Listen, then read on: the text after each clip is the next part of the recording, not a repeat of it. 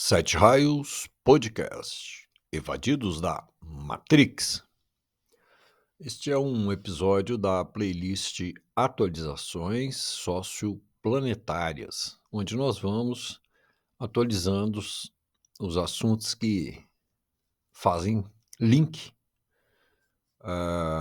com a questão inteira que a gente vem analisando do filme e da série, né, da saga inteira Matrix, que tem, por um lado, todo esse pano de fundo da cultura ocidental, né, que vem com uma série de hábitos, de entendimentos, de pensamento, de ações, chamados em seu conjunto de judaico-cristã, e a questão da distopia por detrás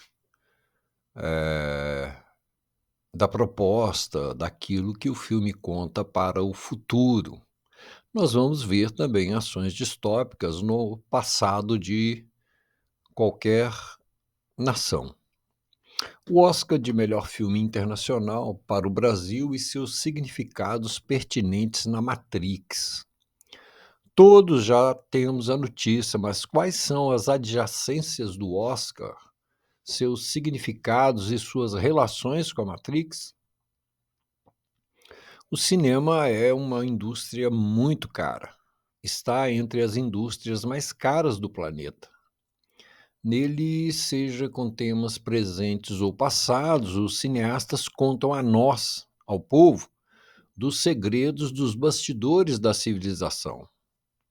O poder do cinema de abordar e contar sobre um determinado tema é muitíssimo grande. Tão grande que pode gerar uma grande onda em um momento oportuno. Um festival desse porte, como o Oscar, pode ser um meio da comunidade internacional dar sua opinião sobre um determinado assunto. No caso do filme brasileiro, o assunto é a arbitrariedade da governança estatal.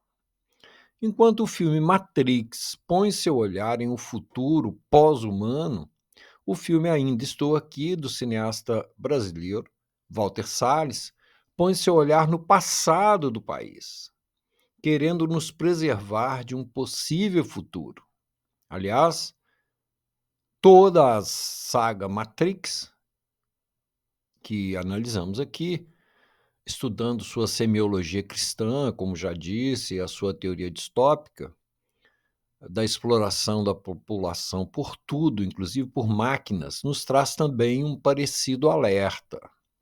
O filme brasileiro Ainda Estou Aqui, do cineasta Walter Salles, com os atores Fernanda Torres e Selton Mello, dentre outros, ganhou o Oscar de melhor filme estrangeiro nesse início de ano de 2025. E que, de fato, isso significa para nós, na Matrix, no contemporâneo onde vivemos? Ter escolhido esse filme nos Estados Unidos significa que, por bom senso, devemos conservar aquilo que deu certo na civilização humana e rejeitar o que ataca os nossos direitos fundamentais. É algo que esse evento da arte internacional nos diz.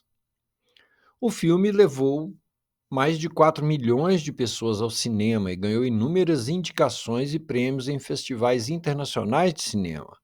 O longa-metragem foi adaptado do livro Ainda Estou Aqui, do jornalista e cadeirante Marcelo Rubens Paiva, que conta a saga de sua mãe, depois que seu pai, o deputado Rubens Paiva, foi sequestrado e assassinado pela ditadura no Brasil no ano de 1971, suspeito de ter ligações com o guerrilheiro e ex-capitão do Exército Carlos Lamarca.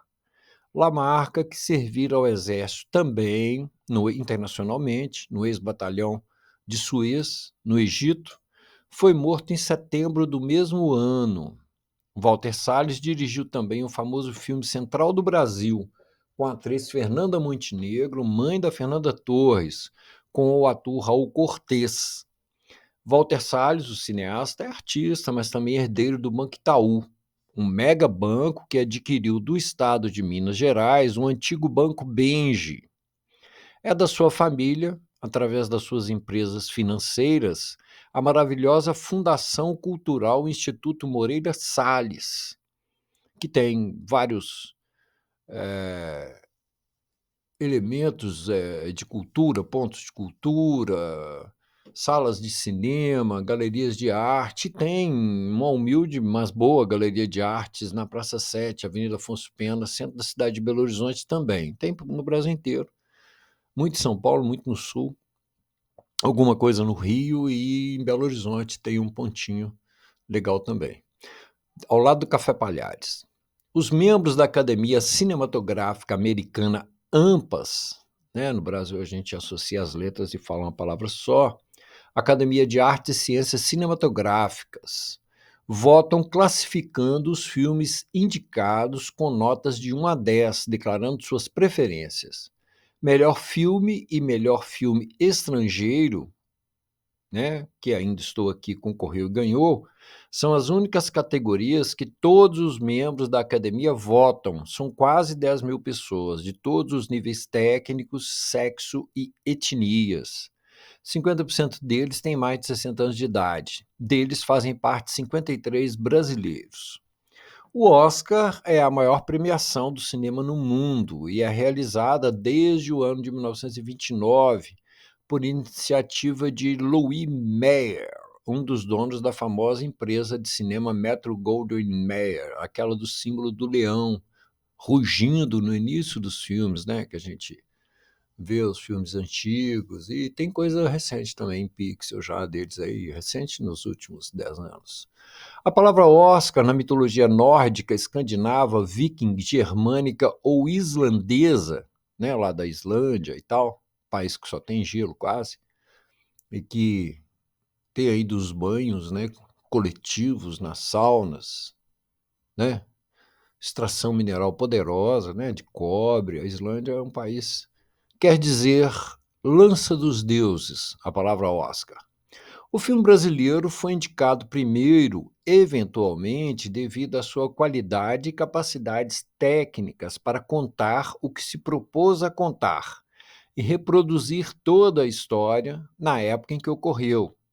Observa-se nisso a direção, a roteirização, a direção de elenco, o elenco, a direção de arte, a encenação, os cenários, a ambientação cênica de época, os figurinos, as locações, as luzes, climas, tudo conta. Há um termo usado de uma maneira corrente para essas coisas que precisa estar tudo enfiado, compondo fios ali, né? Seja nas várias linhas de linguagem, né, audiovisual,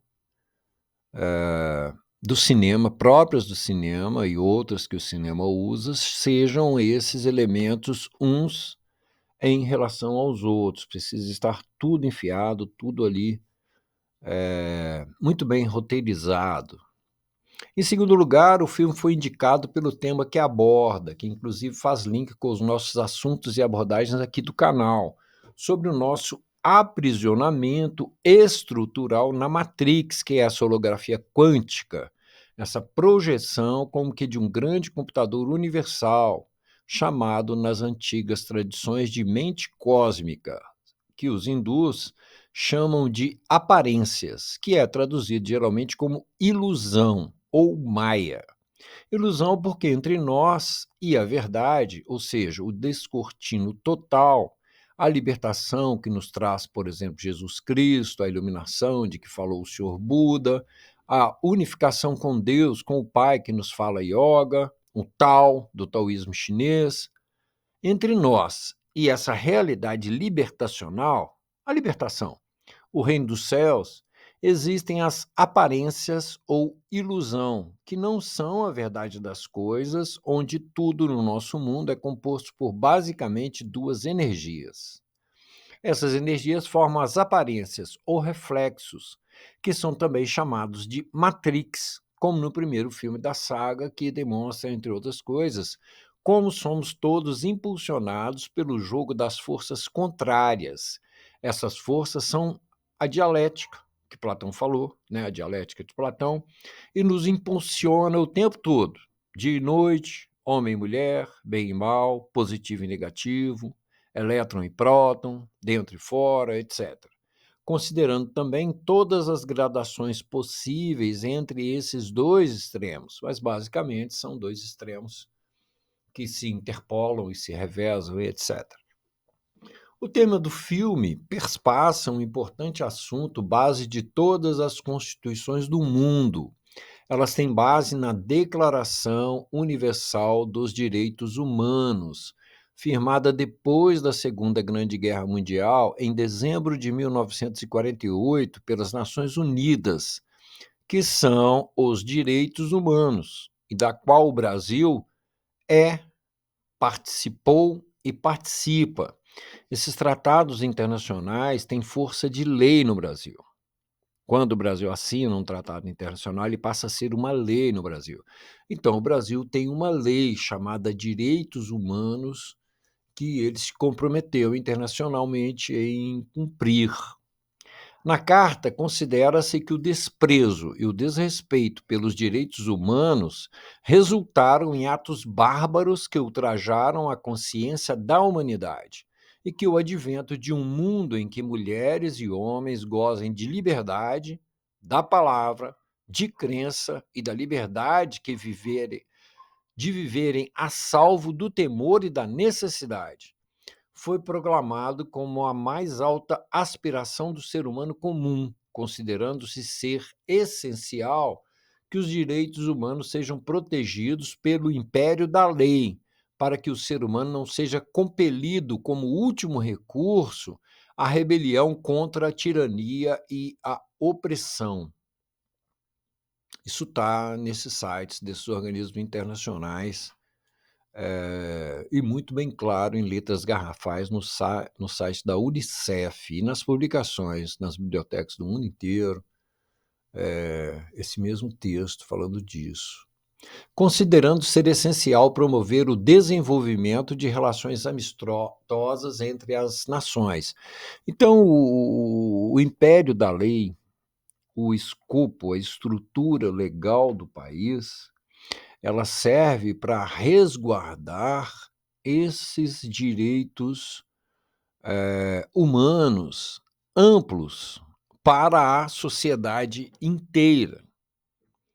Por exemplo, na análise desses direitos, dessa liberdade, né, da palavra, de crença e da liberdade de viver a salvo do temor e da necessidade, esbarra, por exemplo, na questão do saneamento, né? Na questão do emprego, na questão de um resultado econômico que dê à pessoa uma vida digna, com uma alimentação adequada para a sua segurança, e segurança nos vários sentidos, e etc.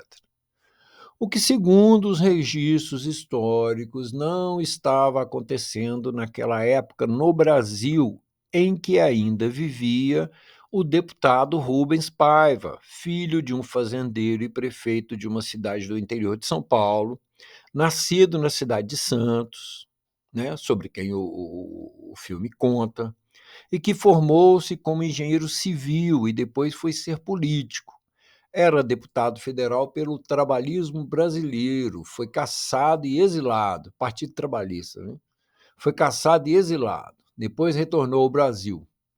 O filme Ainda Estou Aqui conta a incansável saga da sua esposa, Eunice Paiva, para responsabilizar o Estado Federal brasileiro pela sua morte. Este tema, que sem dúvida é muito importante, nesse caso, novamente, é muito atual, é muito considerado internacionalmente como um meio de combate a tudo que se caracteriza contrário ao que se chama de democracia tradicional, que é o que compreendemos como democracia.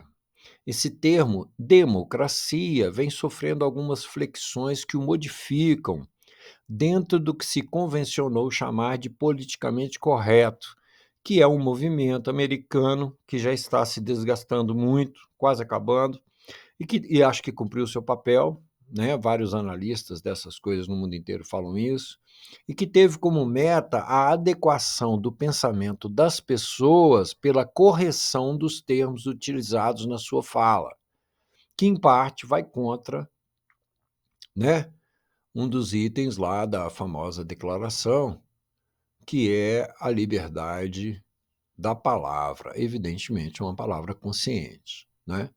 O filme, baseado na história real e recente, acontecida há 50 anos, demonstra o que se deve ser evitado em qualquer nação do mundo e que, eventualmente, não acontece do nada. Não é algo que acontece de repente, mas que segue um processo de instalação de atos simbólicos na sociedade e narrativas produzidas por grupos que se apropriam politicamente do Estado Federal e que, fazendo pressão e aparelhando seus organismos, resolvem redesenhar toda a cultura do país.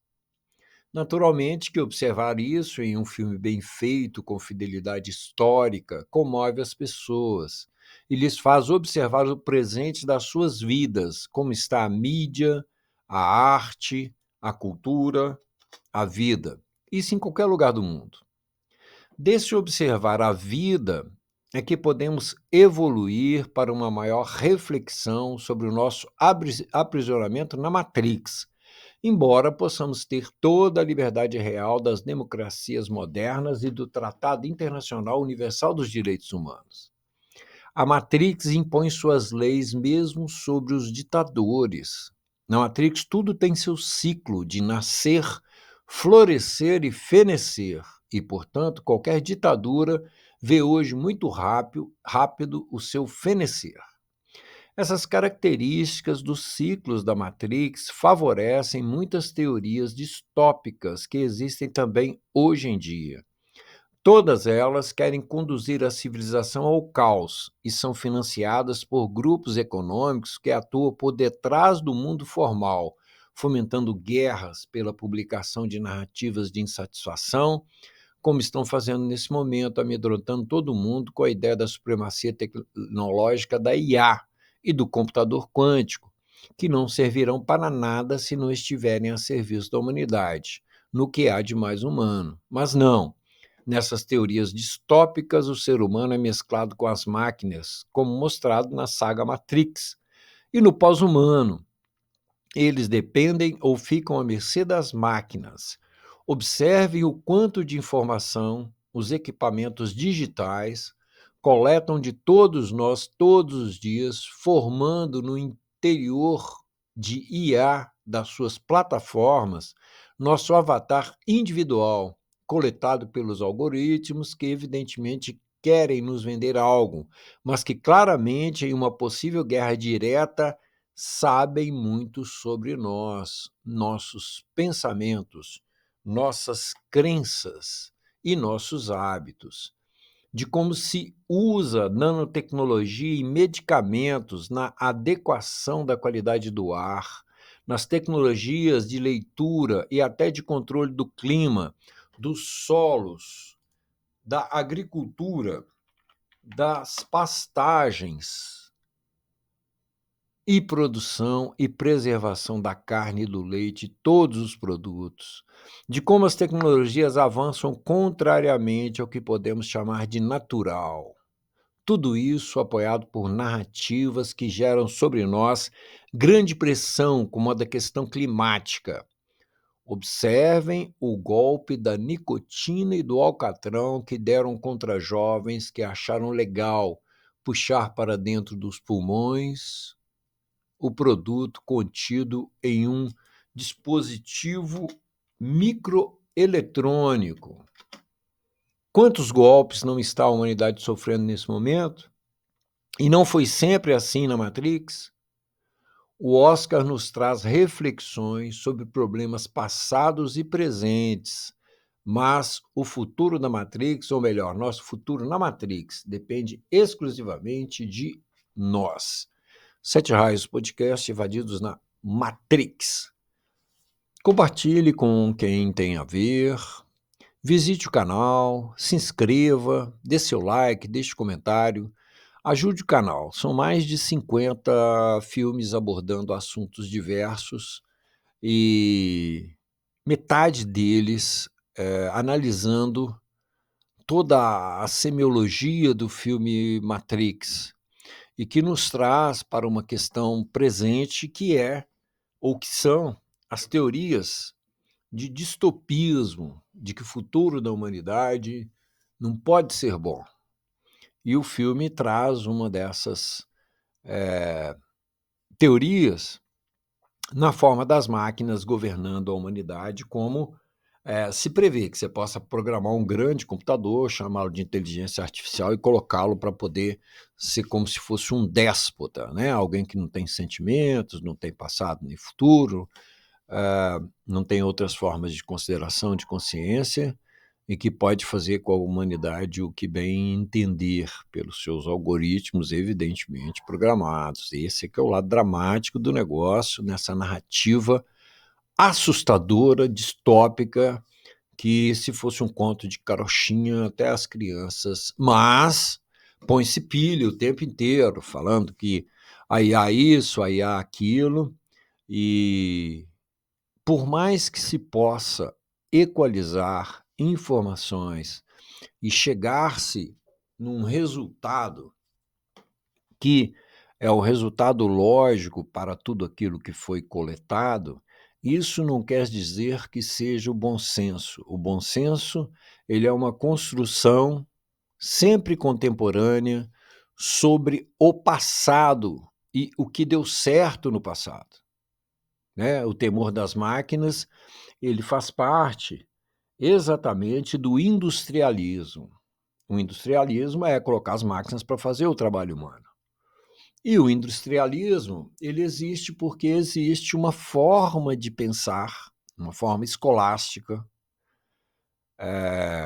que surge com o iluminismo. Falou-se que tudo antes do iluminismo era horrível, etc. Desconsiderou o sistema poderoso onde os tutores iam na casa das pessoas e ensinavam as crianças dali de perto, e você tinha a formação de um ser humano consciente que tinha uma visão multidimensional, podemos dizer assim, seja do cósmico, do universo, seja do passado da humanidade, seja de um manual para a solução dos problemas pessoais e sociais do presente. Delegaram tudo isso a uma fachada de coisa ultrapassada e ruim, e surge, na verdade, na essência do iluminismo, um sistema escolástico que quer formar uma pessoa que se adapte a um esquema que funcione numa indústria, que funcione no mercantilismo, que funcione nos elementos de serviço que existem entre esses dois extremos. E essa pessoa, ela possui uma mentalidade chamada de mentalidade proletária, né? Proletarismo não é o mesmo trabalhismo, né? O proletarismo é essa forma de pensar em que a pessoa é formada como uma engrenagem de uma máquina, né? As crianças, e há experiências disso, por exemplo, as escolas de Platão, eles eram chamados de peripatéticos, porque aprendiam em movimento, enquanto se fazia alguma coisa. Ninguém, por natureza, principalmente enquanto criança, fica sentado numa mesa quadrada, num ambiente cheio de gente, onde o oxigênio vai reduzindo, e para poder aprender as coisas. Isso já é a indústria, isso é a escola industrial. E é isso, a essência disso, do que se produz ali na maneira de pensar, é que é chamado proletarismo. E é o proletarismo que gera o industrialismo. Porque são esses mesmos operários que vão aperfeiçoar as máquinas, vão fazer máquinas digitais e vão seguir nessa direção distópica, afastada do humanismo primordial, afastada do humanismo filosófico, científico, e no lugar disso foi colocado o quê? Lá no final do século XVII, o positivismo, que é exatamente algo que vai justificar o industrialismo, que é a crença de que a ciência deve ser superior. Isso é assustador, né? Porque o que é superior é a cultura, né? A cultura tem 4 esteios, que são a arte, a religião, a filosofia e, por último, praticamente a bastardinha do grupo é a ciência, bisneta da arte, né? Neta da religião, filha da filosofia. Então há essa pirataria chamada positivismo, que tenta fazer com que, para objetivar um avanço mecanicista, industrialista, dizer que a ciência, que é um grande business, né? E que é um dos segmentos econômicos poderosos, né, da civilização, que deve ser a supremácia e supremacia supremática. E assim ela precisa seguir numa certa direção por cima da cocada preta. Isso é uma narrativa ultrapassada.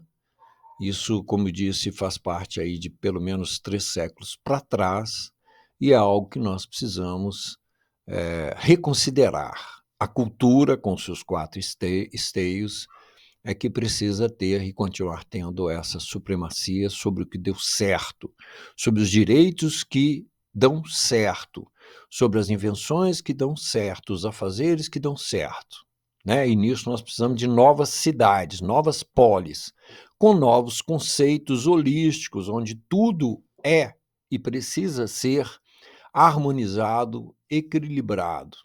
Tanto a produção de alimentos, quanto o consumo, a produção de insumos, quanto o consumo, a questão de se estudar o amanhã, o futurologismo, com o passado, essa interpolação desses elementos de maneira holística, buscando uma harmonia plena com a natureza e a manutenção de uma natureza que nos dê condição de andar para frente, não sucumbir, né, nos desastres ambientais. Muitas civilizações sucumbiram assim, é que caracteriza a ideia dos projetos das novas polis, das novas cidades. É isso aí, ajude o canal.